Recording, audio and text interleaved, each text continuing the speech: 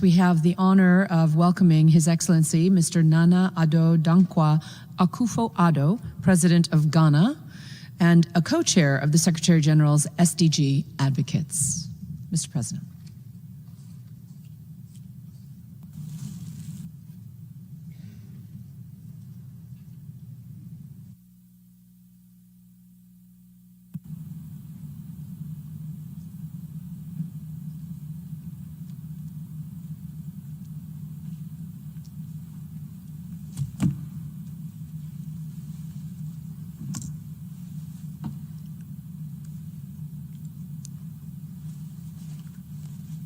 UN Deputy Secretary General, Excellency Amina Mohammed, the Prime Minister Erna Solberg of Norway, co-chair of the SDG Advocates, fellow SDG Advocates.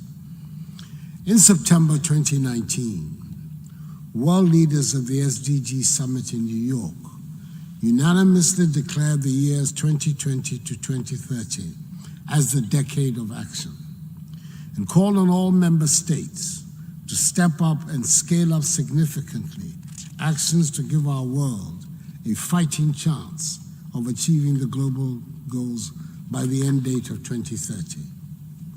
Sadly, a few months after this historic declaration, our world was hit by the COVID-19 pandemic, which has since had a devastating effect on lives and livelihoods and significantly undermined prospects of achieving the SDGs.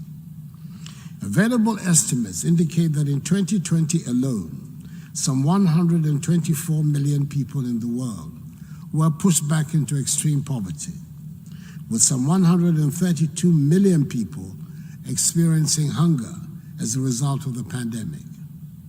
The net effect of these adverse developments is that our world is unlikely to eradicate extreme poverty and hunger by 2030.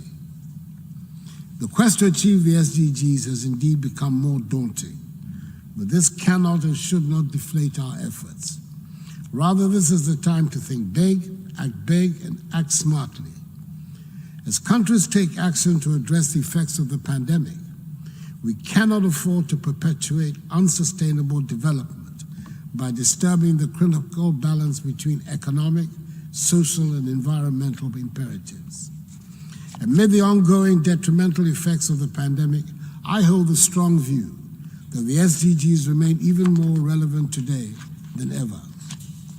Our recovery measures and interventions cannot and should not be delinked from actions to ensure prosperity, promote peace, protect people, and safeguard the planet. Undeniably, the SDGs provide a sound framework for responding to the pandemic and putting communities, businesses, and ecosystems on a sustainable pathway.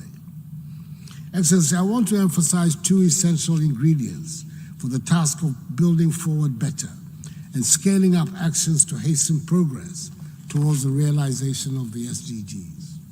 First, there's a pressing need to bridge the $2.5 trillion United States SDGs financing gap, especially for developing countries, where the human development deficit is indeed greatest. With an estimated $400 trillion United States available in global financial assets as of 2019, the resources to finance the SDGs are certainly available. The question raised is whether the rich countries of the world are thus prepared to accept the new paradigm of the SDGs and play their part or not. Secondly, the ability to access and deploy innovative solutions and new technologies will greatly speed up progress towards the goals.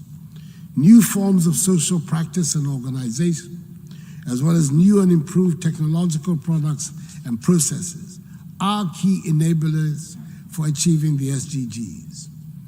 Whilst embracing innovation, deliberate steps should be taken to discourage innovations that contribute to environmental degradation, that are disruptive of livelihoods, and that exacerbate inequalities. As our world strives to drive with the challenges posed by the pandemic, we have to turn the crisis into an opportunity and ramp up actions necessary to achieve the SDGs. We should accelerate and deepen our efforts during this decade of action to build a fairer, healthier, safer, and more prosperous world for all. And thank you for your attention.